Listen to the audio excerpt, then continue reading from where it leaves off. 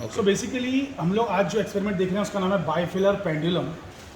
बाइफिलर इसको इसलिए बोलते हैं बिकॉज यहाँ पे अपने पास में जो है दो फिलामेंट्स हैं, दो धागे हैं, दो धागों पे लटका के इसको ऑसिलेट कराएंगे। अगर एक ही धागे पे किसी बॉल को लटका के अगर हम घुमाते हैं तो उसे कहते हैं सिंपल पेंडुलम। लेकिन यहाँ पर दो फिलामेंट्स हैं, इज अ बाइफिलर पेंडुलम।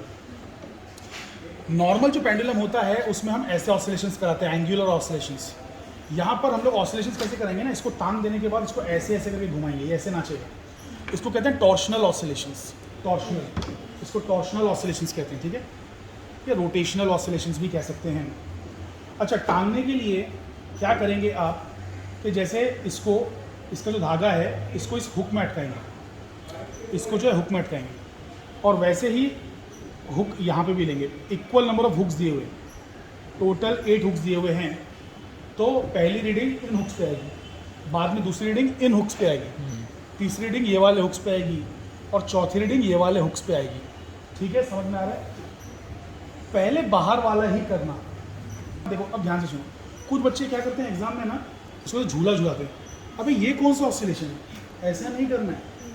सुनिए, आप इसे पकड़ेंगे और इसे हल्का सा, पहले थोड़ा स्टेबल होना दीजिए, इसे ऐसा ऐसा उंगली से ना हल्का सा ऐसा दे देंगे, बस इस तरीके से ये ऑसिलेट करना चाहिए। ठीक है, ये भी थोड़ा मैंने ज़्यादा कर दिया, इससे भी और स्लो होना चाहिए, बट ठीक है, इतना चलेगा। अब यहाँ पे आपको काउंट करना है। अच्छा, काउंट करने के लिए बेहतर तरीका तो ये होता कि मैं यहाँ पे कहीं एक सुई लगा देता, सुई, और सुई को यहाँ से टेलीस्कोप से देखता कि सुई क्रॉस वायर की, टेलीस्कोप में क्या रहता है, क्रॉस वायर रहता है ना, ऐसे क्रॉस वायर रहता है, तो ये सुई कितनी बार ऐसे आगे पीछे जा रही है, उससे मैं ऑसिलेशंस काउंट करता। लेकिन क्योंकि ये थोड़ी बड़ी सी चीज़ है, इसमें ऑसिलेशंस देखना कोई बड़ी बात नहीं है, तो इसमें खाली बस ये जो लाइन बनी हुई है साइड में, या नहीं बनी हुई तो तुम चौक से एक लाइन बना दो, उसी को देखो ना कि वो आई गई, आई एक ऑसिलेशन, देखो जहाँ पे थी ना वहीं आएगी तो एक ऑसिलेशन। ऐसा नहीं कि उधर के एक, इधर आई दो, अरे ये नहीं। ऑसिलेशन कब कंप्लीट होगा, जाके वापस आए एक ऑसिलेशन, जाके वापस आए 2 ऑसिलेशन, जाके वापस आए 3 ऑसिलेशन। और ऐसा नहीं करना कि हिलाने के बाद डायरेक्टली गिनना शुरू करो। अबे आराम दो अपने आप को। ये स्लो भी हुआ तो भी टाइम पीरियड इसका बदलेगा नहीं, जो आना है वही आएगा। शुरू में लो आखिर में लो, कुछ फर्क नहीं पड़ता है, भले इसके एम्पलीट्यूड छोटे हो जाए, कुछ फर्क नहीं पड़ेगा, क्योंकि जब एम्पलीट्यूड छोटा हो जाएगा, एम्पलीट्यूड छोटा हो जाएगा तो ये स्लो भी हो जाएगा।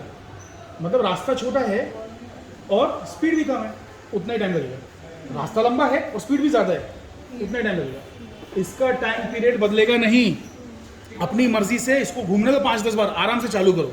Are you understanding it? और चालू जब करोगे गिनना तो इसको भी चालू करना। लगाओ इसको ज़रा, इसमें लगाओ, वहाँ से ऑन करो, वाला स्विच ऑन करो, ऑन है, इधर ऑन करो, ठीक है। ये स्टॉप वॉच है, इसमें यहाँ पर है ना सेकेंड्स की रेंज दी है, 1 सेकेंड की और 0.1 सेकेंड की। तो 0.1 पर रखो, बेटर आंसर मिलेगा। 1 सेकेंड का लोगे तो 5 या 10 या 15 सेकेंड आएगा, 0.1 का लोगे तो 15.3 सेकेंड, 20.2 सेकेंड, ऐसा आंसर आएगा, जो कि बेटर है। तो 0.1 पर रखो। अबे देखो इधर ध्यान से, ये डॉट दिख रहा है, डेसिमल दिख रहा है, डेसिमल, तो इसको ऐसा कर दूंगा तो ये डेसिमल गायब हो गया, डेसिमल गायब हो गया, तो फिर हमको है ना 1 2 3 4 सेकंड्स मिलेगा। अगर मैं ऐसा रखूंगा तो 0.1 0.2 0.3 ऐसा मिलेगा। अच्छा, सब कुछ 0 होना चाहिए था, 0 नहीं है, रीसेट करो तो 0 हो गया। अब जब ऑसिलेशंस काउंट करना स्टार्ट करोगे तब इसे स्टार्ट करना। तो देखो, अब मुझे ध्यान से देखो क्या करना है। छोड़ दिया, अब मैं एकदम आगे चाय वाय पी के आऊँगा। हाँ चलो भाई, अब मैं रेडी हूँ। 1 सेकेंड, गलत हो गया। क्या गलत हुआ? चालू करते 1 नहीं बोलना है, वो तो 0 है। चालू करते 1 नहीं बोलना है, अबे 1 तो बाद में होगा ना। देखो है ना, टीचर से भी गड़बड़ हो जाती है, तो ध्यान दो। चलो स्टार्ट। अब 1 2 3 4 5 6 7 8 9 10 11 12 13 14 15 16 17 18 19 20 हुआ, सीधा बंद। 18.1। Are you understanding it? 18.1 इसकी रीडिंग है, 20 ऑसिलेशन की रीडिंग निकालने का है 18.1। तुम लोग को भी यही आना चाहिए आंसर। चलो बच्ची आ गया, आप आ गए। अरे टेंशन लेने का नहीं होगा, तो क्या हुआ? अरे अपने 20 की रीडिंग है, अपने को 20 लेके छोड़ देने का, उससे क्या करना है। अब देखो, ये बच्ची ताकि कोई चीटिंग ना कर पाए तो मैं इसलिए इसको ढक दे रहा हूँ, ठीक है। वैसे नहीं करेगी बेचारी बच्ची है, तो ये मैं ढक दे रहा हूँ। तुम इसे स्टार्ट करोगी जब काउंट करना स्टार्ट करोगी तब, और जब हो जाएगा तो तुम ही बंद करोगी। इस पर उंगली रखे रहना, तुम ही बंद करना। तो हम सब चेक करेंगे कि मेरे जितना इसको आ रहा है कि नहीं आ रहा। आएगा, गारंटीड आएगा अगर इसने ध्यान से किया, सबको सेम ही आएगा। 18.1 का 18.3 हो जाएगा, हाँ क्या ना, 17.9 हो जाएगा।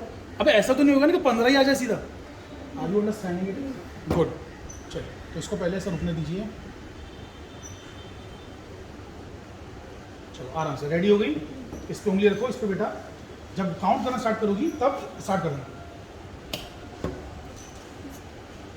जोर से बोलो। 4 9 10 11 12 13 14 15 16 17 18 19 20। कितना आया? आया एकदम परफेक्ट। देख लीजिए सभी लोग, इतिहास गवाए, सॉरी मोबाइल गवाए, इतिहास हुआ है। तो मोबाइल गवाए हमारा। सबको समझ में आ रहा है बेटा? तो अगर ध्यान से ईमानदारी से एक्सपेरिमेंट किया जाए तो आता है। आप लोग ज़बरदस्ती लाने की कोशिश करते हो, मत करो। By manipulating you are violating the laws of physics. Don't manipulate, do it properly. आएगा, समझ में आया? सर एक कल पूरा मैडम बोल रहे थे, अभी जैसे आपने क्रॉस सेक्शन हाँ, टीचर, हाँ। एक बच्चे जो है ना ये लेके, अच्छा अच्छा। तो मतलब आपने अभी बता दिए कि अभी लोग करेंगे तो कुछ ये इस तरह से काउंट कर रहे Shall we हैं। stop the नहीं video? तो ये नहीं करना। हाँ, Shall So, we stop? ये रेक्टेंगुलर ब्लॉक है, इससे हमको रीडिंग्स निकालनी है और हमने भी रीडिंग्स निकाली। लेकिन इसके लिए हमको कुछ चीज़ें और भी चाहिए। इसका मोमेंट ऑफ इनर्शिया कैलकुलेट करना है, यही इस एक्सपेरिमेंट का मकसद है, मोमेंट ऑफ इनर्शिया कैलकुलेट करना है। तो इसमें क्या बोला है, मास ऑफ द ब्लॉक पता करो। तो इस ब्लॉक को आप निकाल के, इस धागे से निकाल के लेके जाएंगे, वहाँ पे बीम बैलेंस दिया हुआ है, उस बीम बैलेंस में तराजू पे रखेंगे और वहाँ पे वजन भी दिए हुए, वजन डालेंगे, चेक करेंगे। तो आपने अभी डाला 500 ग्राम, 700 ग्राम, ऐसे करके। अभी एकदम नीचे चला गया और ये ऊपर चला गया, तो अब क्या करेंगे, थोड़ा कम करेंगे, बराबर आना चाहिए, है ना। तो भाई 700 ग्राम आ गया, तो दैट इज द आंसर, मतलब इसका मास 700 ग्राम है। लेकिन कभी कभी क्या होता है ना कि अपन ने वेट्स डाला, ये एकदम नीचे चला गया और निकालने पे ये नीचे आ जा रहा है, बराबर हो ही नहीं रहा है, तो थोड़ा सा इधर भी डाल देने का ना, एक दो, अरे छोटे मोटे इधर डाल देने का और माइनस कर देने का। तो जैसे 750 इधर आया और 20 इधर आया, तो 730, 750 में से 20 माइनस कर दोगे। अरे समझ पा रहे हो कि नहीं? बराबर करना है बस यार, समझ में आ गई बात है। तो इसका मास निकालना, तो मास भी जरूरी है, लेंथ ऑफ द ब्लॉक जरूरी है। यहाँ से यहाँ तक की लंबाई ये स्केल से निकलेगी। इसको ना वर्नियर कैलिपर से निकाल सकते हैं, ना माइक्रोमीटर स्क्रू गेज से, इतने बड़े इंस्ट्रूमेंट तो है नहीं वो। तो ये लंबाई स्केल से निकलेगी, इसलिए स्केल दिया हुआ है नॉर्मल। तो एक डिजिट में आंसर आएगा 20.1 टाइप का, मतलब डेसिमल प्लेस, एक डेसिमल प्लेस में आंसर आएगा 20.1, 30.2, समथिंग लाइक दैट। फिर ब्रेड्थ ऑफ द ब्लॉक निकालना है, तो ब्रेड्थ कैसे निकालेंगे? अरे भाई यहाँ से, तो ये तो वर्नियर कैलिपर से निकाल सकते हैं, वर्नियर कैलिपर से। इसमें 2 डिजिट में आंसर आएगा, 2 डिजिट में आंसर आएगा, मतलब डेसिमल प्लेस, ठीक है। तो इसका आंसर कैसा होगा? 4.67, 5.32, ऐसा आंसर होगा। समझ में आ रही बात है? नहीं स्केल से तो सिर्फ नॉर्मल आ जाएगा ना, एक ही डिजिट तक आएगा। जब वर्नियर कैलिपर दिया है तो भाई इस्तेमाल करो ना, 2 डिजिट में आ रहा है तो बेटर रीडिंग आ रही है ना। तो ऐसा लेंथ निकाल लिया, ब्रेथ निकाल लिया। अब ये जो है इन दोनों के बीच का गैप निकालना है। देखो धागा जब यहाँ पे किया धागा, तो ये दोनों हुक के बीच का डिस्टेंस निकालना है। जब सेकेंड रीडिंग में धागे को अंदर लाओगे तो ये दोनों हुक के बीच की रीडिंग निकालना है। Are you understanding it? तो इस रीडिंग को अपन 2D बोलते हैं। तो 2D, ये भी 2D, ये भी 2D, ये भी 2D, तो 2D की 4 रीडिंग्स होंगी। समझ में आ रहा है? ठीक है। अच्छा, अब लंबाई ऑफ द स्ट्रिंग भी निकालना है, जिसको स्मॉल एल बोलते हैं, small L, length of the string. तो धागा सिर्फ यहाँ से यहाँ तक नहीं है, धागा यहाँ तक है, धागा यहाँ तक है, हुक की भी लंबाई लेना है। अरे असलियत में धागा वहीं तक है, लेकिन हमारी मजबूरी है कि धागे को वहाँ पे लगाएं कैसे, तो हुक लगाने पड़े। तो ऑब्जेक्ट तक लेना है, मतलब जहाँ तक यहाँ तक धागे की लंबाई स्केल से मेजर करोगे, दोनों अप्रोक्सीमेटली सेम रहेगा। और नहीं भी है, ज़रा सा 19-20 का फर्क है, तो घुमा के अगर हो सके तो बांध लो। और अगर वैसे भी नहीं हो रहा है, डिफरेंस आ ही रहा है, तो फिर एवरेज ले लो। अगर ये आता है 20 और ये आता है 20.2, तो तुम 20 + 20.2 डिवाइड बाई 2 कर दोगे, ऐड करके, तो 20.1 आ जाएगा। Are you understanding it? धागे की लंबाई कैसे निकालना है, भेजे में घुस रहा है आप सभी के? गुड। तो तुम्हें मास निकालना है, लेंथ निकालना है, ब्रेड्थ निकालना है, distance between the upper ends निकालना है। मतलब ये वाला, एक सेकंड, अपर एंड्स बोला है क्या? अपर एंड्स मतलब ये वाला निकालना है, सॉरी, अपर एंड्स ये वाला है, ये लोअर एंड्स भी निकालना रहेगा आगे। लोअर एंड, ये तो एक ही बार निकलेगा, अपर एंड वाला ये एक ही बार निकलेगा, धागे के बीच का एंड, और लोअर एंड वाला भी आगे रहेगा। अच्छा, length of the string including the hook भी निकालना है। देखो ये लोअर एंड है, 2D डैश, जिसकी 4 रीडिंग्स है ना, 2D डैश, वो यहाँ पे लिखना है। Are you understanding it? चारों रीडिंग्स इसकी यहाँ पे लिखना है, वो एक ही बार रहेगा, वो हिलना नहीं है, ये हिलने वाला है। Are you guys understanding it? बस तो हो गया ऑब्जर्वेशन टेबल।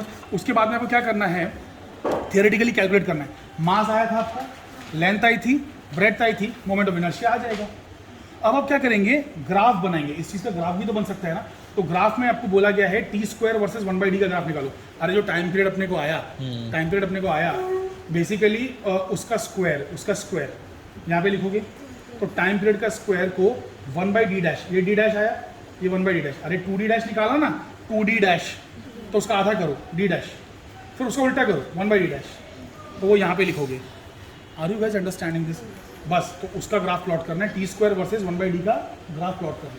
जब हम ग्राफ प्लॉट कर देंगे तो उसका कुछ तो स्लोप आएगा ना, तो वो स्लोप यहाँ पे मल्टीप्लाई होगी इन वैल्यूज से, मास से, d से, l से, ये सब चीज़ों से। Are you understanding this point? किसी के पास अगर पेंसिल है तो मुझे पेंसिल तो मैं यहाँ पे लिखता हूँ, तो तुम लोग को शायद ज़्यादा अच्छे से चीज़ें समझ में आए। पॉज करो, पॉज मतलब वो लाल बटन। देखो जैसे मैं रीडिंग तुम लोगों को दिखाता हूँ, एक्चुअली बाहर से आवाज़ बहुत आ रही है, वरना ये वीडियो को ना अच्छे से यूट्यूब पे भी डाल सकते थे। देखता हूँ अगर आवाज़ मॉड्यूलेट होगी तो यूट्यूब पे डाल दूँगा। ओके, तो बेसिकली हाँ, ये देखो हम लोग निकाल रहे हैं पहली रीडिंग ना। स्टार्ट कर दिया। ओके, तो ये देखो पहली रीडिंग देखो, यहाँ पे ये जो 2d' है इसको चेक करो। मतलब ये इधर से चेक करना पड़ेगा क्योंकि इधर 1 है ना, इधर है, इधर 0 1 है, ठीक है। तो ये 0 पे मैंने रखा, कितना आ रहा है मेरा 26.5 आ रहा है, 26.5। Are you guys understanding it? 26.5। तो यहाँ पर 26.5 लिखा जाएगा, फिर उसका आधा यहाँ लिखा जाएगा, वो होगा 13.25, ठीक है। फिर इसका उल्टा किया जाएगा, वो कैलकुलेटर से करना है। आप लोग कैलकुलेटर खरीद सकते हैं, कौन सा वाला? Scientific calculator. एक आता है ES, जिंदगी भर काम आने वाली चीज़ है। तो उल्टा करोगे 13.25 का तो तुम्हें 1/d' आ जाएगा। अरे उल्टा करके कुछ तो आएगा ना भाई।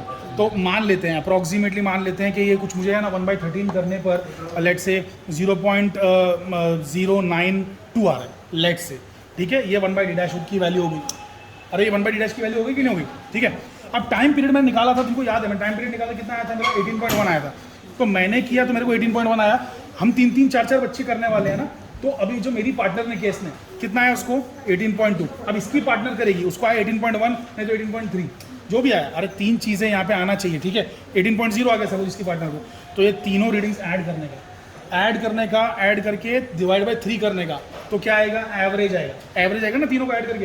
अरे बाबा 3 बार निकालने का एक रीडिंग, ताकि एक आइडिया मिल जाए कि भाई हम सब सही कर रहे हैं। वरना किसी को 25 आ गया और उसने 25 ही डायरेक्टली लिख दिया तो तुम्हारा आंसर रॉन्ग हो जाएगा। आना अगर 18 चाहिए तो 25 आ गया तो फिर रॉन्ग हो गया ना, हाँ क्या ना। तो अगर तुमको भी 25 आया, तुम्हारी सहेली को भी 25.1 आया और उसको भी फिर 25.2 आया तो राइट है, ठीक है। तो ऐसे 3 बार लिखना, उसका मीन निकालना। तो मीन सपोज मान लो 18.1 आ गया, मान लो 18.1 आ गया, ये मीन हो गया। अरे एवरेज हो गया ना।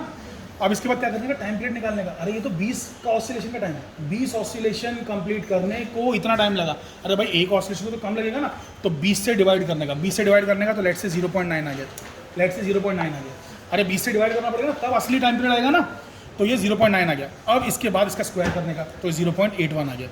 Are you understanding? तो ऐसे करके आपको रीडिंग्स आती जाएंगी। तो 1/d' की रीडिंग्स मान लो 0.087, 0.072, 0.065 आ गई, और यहाँ पे आ गया 0.81 था, ये आ गया 0.72, ये आ गया 0.66, 0.52, ऐसे करके रीडिंग्स आ गई। अरे तो भाई ग्राफ प्लॉट करोगे कि नहीं करोगे ग्राफ पेपर पे? तो ग्राफ पेपर पे ग्राफ प्लॉट करना, तो उसमें यहाँ पर t² प्लॉट करना और यहाँ पे 1/d' प्लॉट करना, मतलब ये वाली लाइन और ये वाली लाइन प्लॉट करना। तो यहाँ पे कुछ रीडिंग्स होंगी, यहाँ पे कुछ रीडिंग्स होंगी, अपने को कुछ तो लाइन आ जाएगी। लाइन आ गई, इसका स्लोप निकाल लेना। स्लोप मतलब कोई 2 पॉइंट लेने का, परफेक्ट पॉइंट्स है ना। स्लोप निकालने का, स्लोप कैसे निकालते हैं? y2 - y1 upon x2 - x1। अरे तो बाबा इसका x2 y2 2 पॉइंट्स है ना, मतलब कोऑर्डिनेट्स है ना इस पॉइंट के, और इस पॉइंट के कोऑर्डिनेट्स क्या है? x1 y1 है। तो y2 - y1 upon x2 - x1 करोगे, स्लोप आ जाएगी। समझ गए? वो स्लोप इस फॉर्मूले में डाल देना, यहाँ पर मास डाल देना। अरे मास कैलकुलेट किया था ना इसका 500-700 ग्राम। वो ग्रेविटेशनल एक्सीलरेशन 980 डालना। ग्रेविटेशनल एक्सीलरेशन की वैल्यू 9.8 कब होती है? SI सिस्टम में। MKS सिस्टम में होती है ना 9.8 मीटर पर सेकेंड स्क्वायर। CGS सिस्टम में कितनी होती है? 980 होती है। CGS सिस्टम में कितनी होती है? 980 होती है। तो 980 लेना है। और D अपन ने कैलकुलेट किया था ना, इधर दिखाओ, ये 2D है, ये 2D है। तो अगर ये 20 आया तो इसका आधा D आएगा 10, तो वो यहाँ पे ले लेना D में। बी में ले लेना, ठीक है। उसके बाद में 4 पाई स्क्वायर हो गया और एल, इसकी लंबाई निकाला था ना, इसकी लंबाई कितनी आई थी 20.1 कुछ आई थी, तो 20.1 ले लेना, खत्म, दैट्स इट, कैलकुलेशन कर लेना। ये हो गया कैलकुलेशन।